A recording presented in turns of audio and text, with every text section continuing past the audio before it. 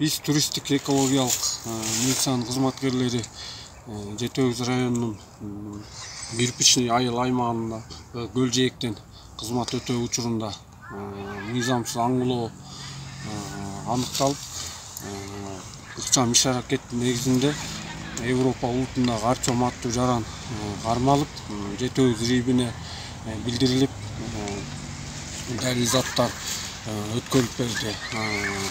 Ал далил заттарда 43 штук балык жана бир лодка, бир катер өткөрүлүп берилген.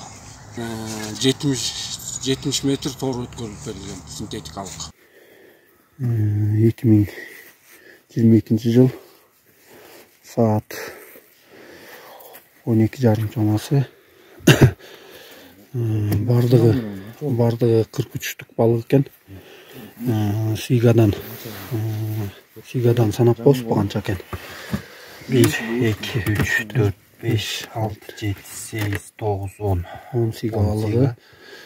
O 2 sudak, 2 sudak balığı. Farellerden 1, 2, 3, 4, 5, 6, 7, 8, 9, 10, 11 farel.